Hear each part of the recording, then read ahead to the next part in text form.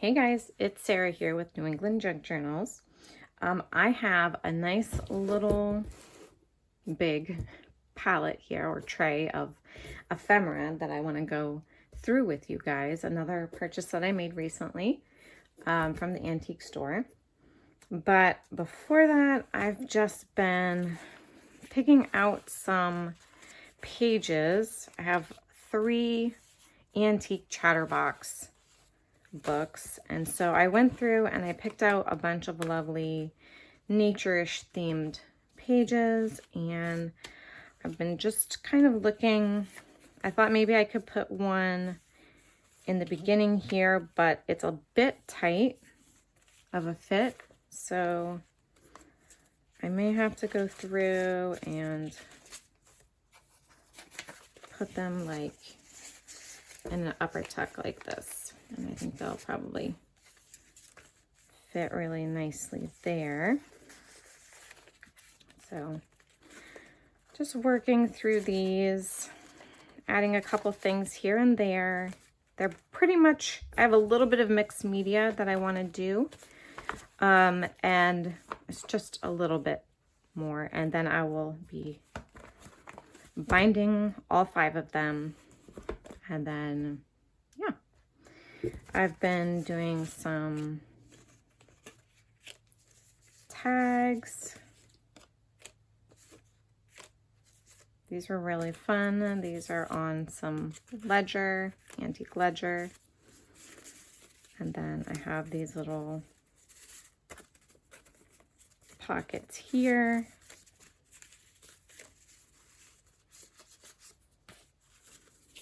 And some little skinny ones. So yeah, I've been having a lot of fun with that.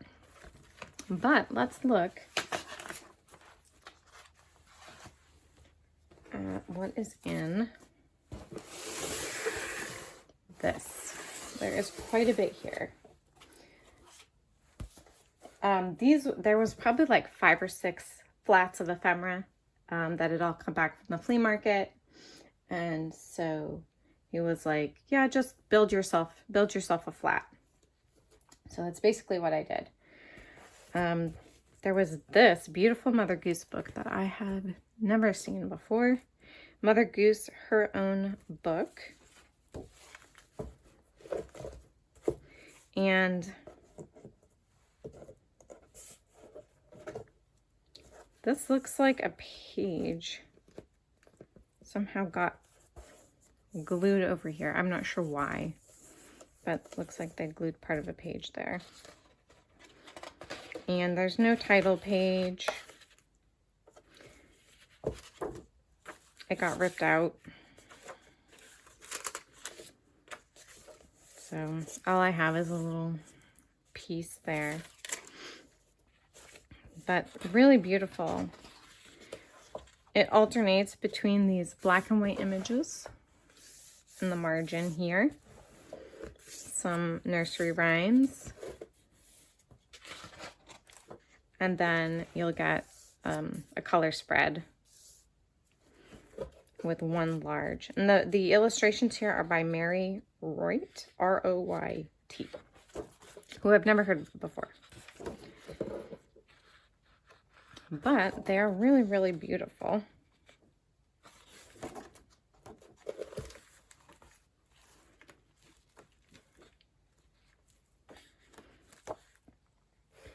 They're very large. Like, this is a very, very large book.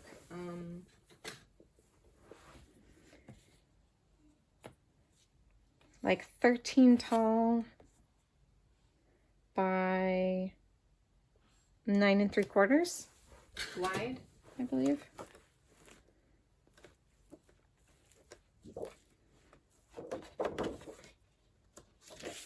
Ooh, this one has had a page taken out of it. So yeah, it's not in the best condition as far as like being in its entirety. Oh, I love that. That's so cute. But yeah, lots of fun stuff here to work with. Very, very nice.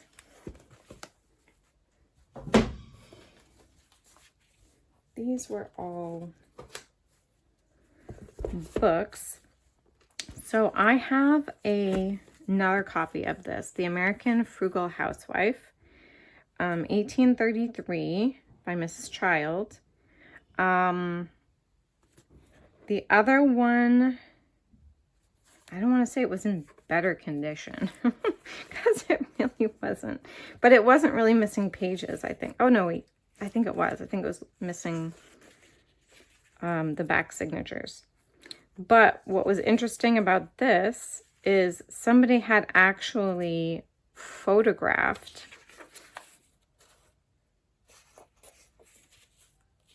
the missing pages. So they must have found maybe a digital copy online. And then, like, because this is missing quite a bit here. So they printed out the full copy and stuck it in here. And there's several of these. So that's interesting. But it's very fragile. It's way more fragile than I would expect for 1833. But it was probably due to the conditions it was kept in. A lot of people think that rag paper won't go brittle, but that's not necessarily the case. If it has been kept in poor conditions, even rag paper can get dried out and brittle. So yeah, but I thought all the better to collage with. It's still really nice paper. It's got a lot of character, a lot of foxing. So I picked it up.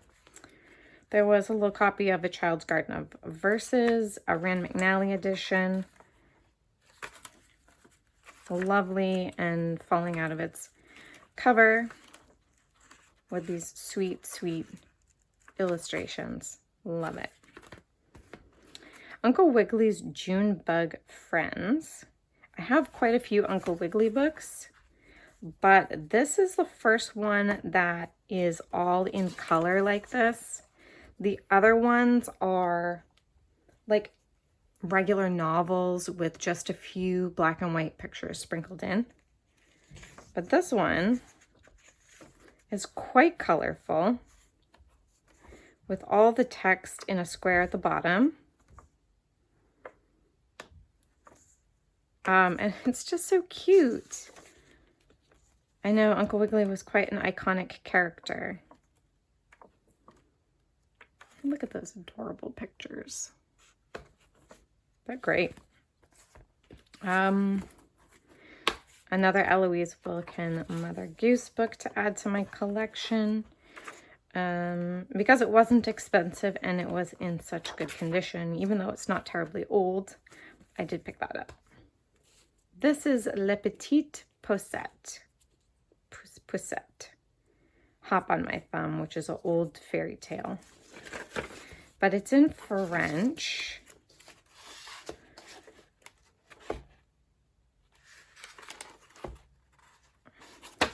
And it's like I think it's like a Tom Thumb story, maybe? I don't know. I saw the style. I saw that it was in French, and I just picked it up.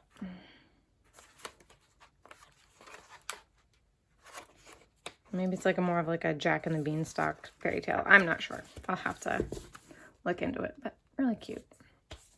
This one is just an oversized antique geography book, New England edition, which is why I picked this one up.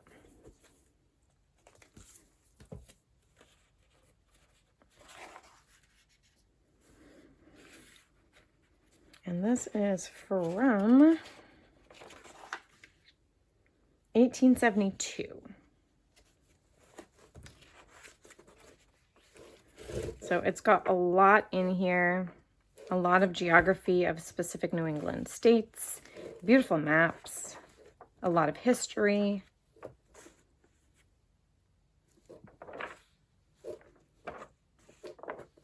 It's just gorgeous. It also has some comprehensive geography.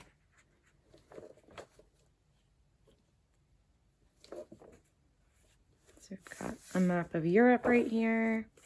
I don't know what this is. Oh, but it's just extra ephemera. Frankney's Frankness is commendable. Or maybe frankness, like the quality of frankness. Genuine merit usually shrinks from observation. Interesting. Some of this has been taped up. Yeah, it's very old. Nice and rough. But I love the typography in here. Typography.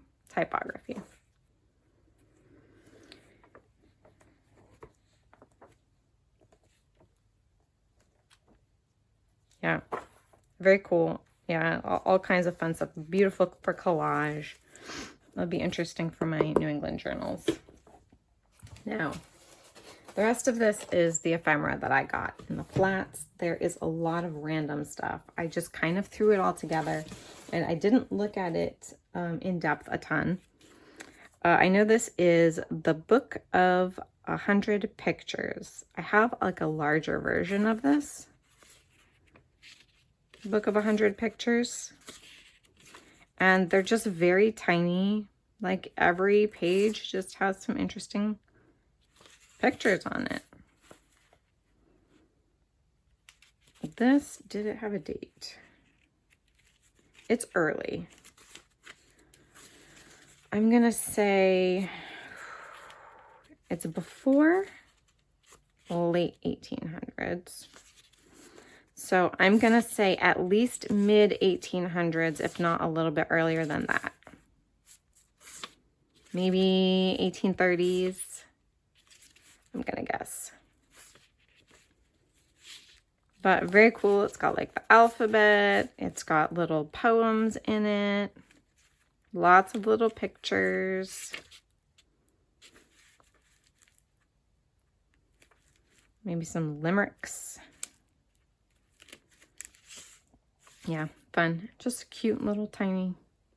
And it's bound with fabric. And it's stitched. If you can see that. Like stitched in there. I think there were 3 of these Pierce's memorandum and account books. So I scooped up all the ones I could find.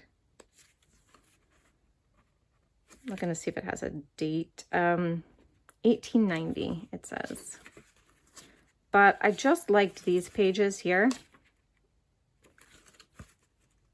I think they have like little helpful hint type things here. Yeah, Dr. Sage's Catara remedy. Maybe they're advertising. I don't know. Yeah, on the move, liver, stomach, and bowels after Dr. Pierce's pleasant pellets have done their work. So, yeah, this must be, a present from the World's Dispensary Medical Association. So you're going to get that, but then you're going to get these great calendar pages, little memoranda pages. And they're similar. This one was 1894. So I don't see a date. 1924 to 1925 at the top there. Yeah, so interesting. This is just an envelope, I believe. Under W.M. Wonderwood and Company, original warehouse for all kinds of pickles, sauces, syrups, preserved meats, etc. So just a cute little antique envelope. Tooth Truths. This is so cute. It's by the Prophylactic Brush Company, and it's just one of those little, you know, public service announcements, educational pamphlets about teeth. But look at those great images. So cute. Here's another envelope. Empty. but it's pretty, from Dixfield, Maine. Like a little calling card, Frank W. Rixford or Bixford. But look at that, pretty cool. This, I guess, is kind of valuable. This is the only thing that was in there that he really commented about. This is a pre-shaker. I think he said pre-shaker label or pre-something shaker label for sarsaparilla from New Lebanon, New York. And because of the naming of the city, it dated it to before a certain time. So, interesting. Another airmail envelope with a lovely letter and a kind of, not a ticket, just some information, I guess. Marshall's letter from Paris, July 1972. On this lovely onion skin paper. Yeah, very cool.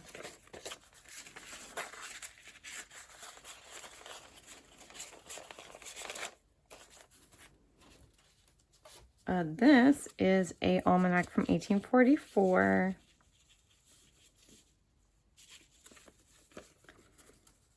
And it's beautifully foxed with these cute little pictures on top.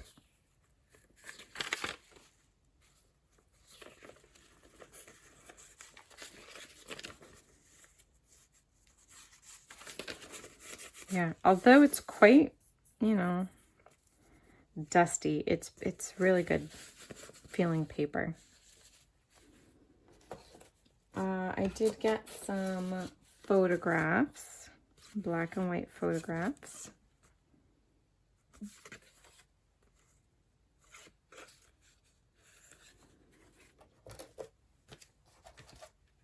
I got some of these stereoscope, I think that's what they're called. The Bitter Drought, copyright, but it doesn't have a date. So I got a few of these. This one says European and American views. Nothing on the back. Numberless sheep grazing in the North Dakota Badlands, copyrighted 1905.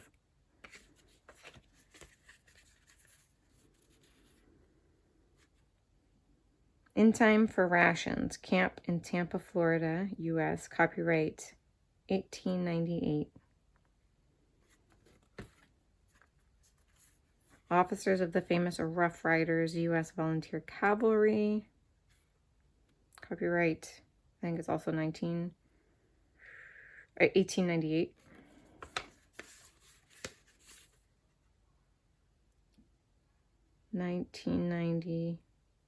Nope, that can't be right. I can't read it. I'll get a magnifying glass out maybe and see if I can. It's right there, but even, oops, sorry, you can't see that, can you? Even with my glasses, I'm having a hard time. It's so tiny. This one looked really cool. Beautiful Crystal Garden and Cascade Mountain Range in Banff, Alberta, Canada. There you go, Hazel. I'll have to set that one aside. This is the Central Cascade World's Fair in St. Louis. Sunlight and Shadow, Luna Island in winter. That one looked really pretty. And then this one, A Daisy Field, copyright 1897. So pretty, pretty. What else is in here? 18. No. Yeah. Fillmore Haven, June 22nd, 1831. I think that says 1831. I'm not sure what number that is, but it looks like it could be. And that's it. There's nothing written inside. It was folded up.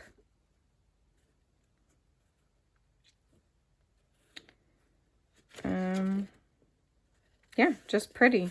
It's great paper, and I love the signature here.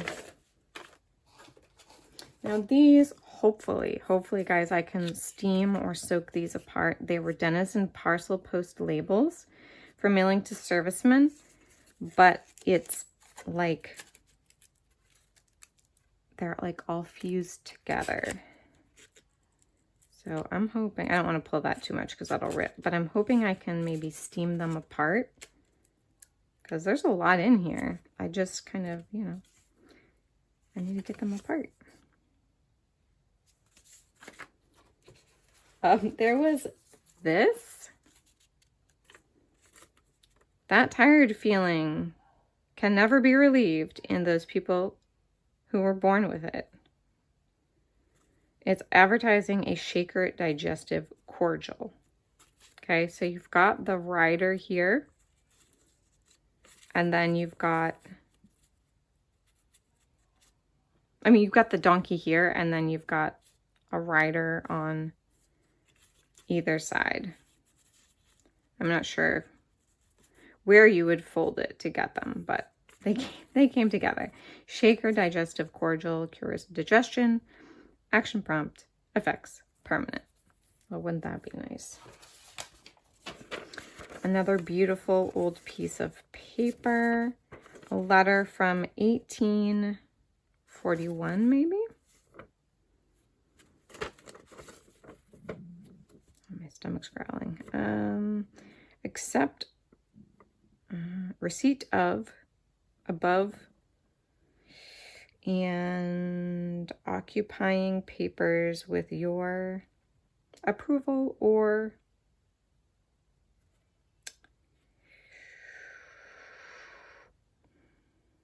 something. Truly yours. But I can tell by the feel of the paper that it is quite old. This might also be, these might go together because it's also June 22nd. And I think that does say 1841.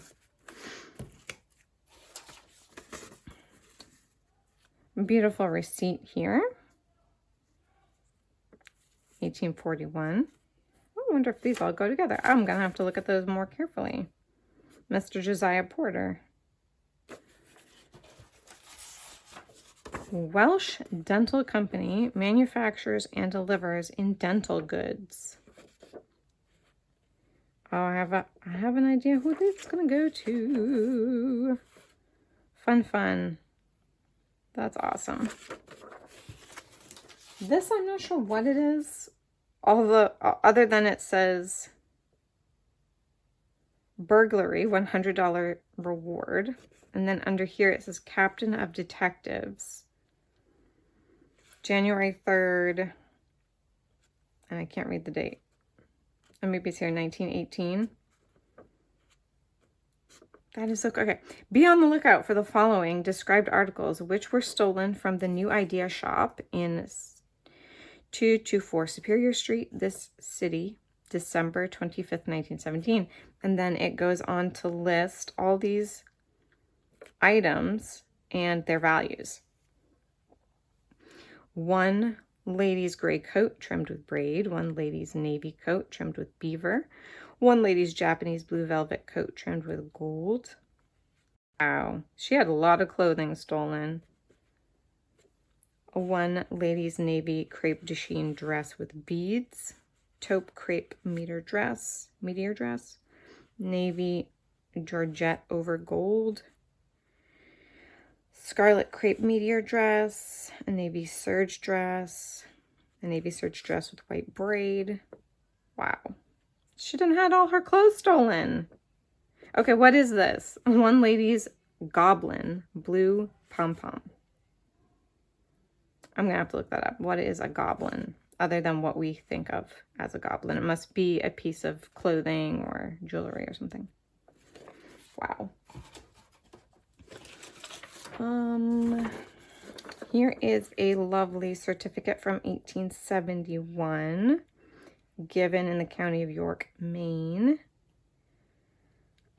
Given at the blank schoolroom in district number 10, town of Sanford, the 6th day of October, 1870. Oh, that's really cool. So it's just a beautiful certificate of merit from a school. And then lastly, I have these documents. This is on like a very thin paper, maybe like onion skin paper. Maybe a little thicker than onion skin.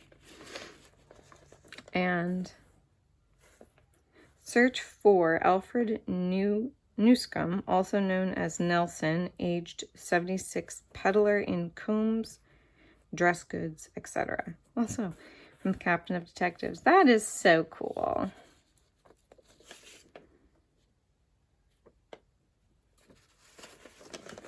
He is 5 feet 3 inches tall, weighs about 125 pounds. His photo is enclosed. A large estate is awaiting him. Oh, interesting. Here's a weekly bulletin, criminal investigation and identification. Oh, that's really neat. A police bulletin. And another one. These were from Columbus, Ohio. Oh, that is neat. I think if I ever do a detective, and I've always wanted to do a detective journal, I might have to set these aside because those would be really awesome pieces of ephemera to include. That, and that. How stinking cool is that? All right, that's all I have for this haul, guys. I kept it under half an hour, trying my best. I have several hauls left to film today. Exciting stuff that you're going to see. I think probably the journals may even be done before this video comes out. So, yeah, that would be awesome. I don't film in order, guys. You know how I am. I film sporadically and then I upload them sporadically. But, yeah. That's what you sign up for with this channel. It's sporadic. All right. I hope you guys have all had a great day and that you enjoyed looking through this ephemera haul with me. Let me know what your favorites are. I think now that I've seen all of these and know that they're all like detective stuff, I think this might be some of my favorite stuff I've found.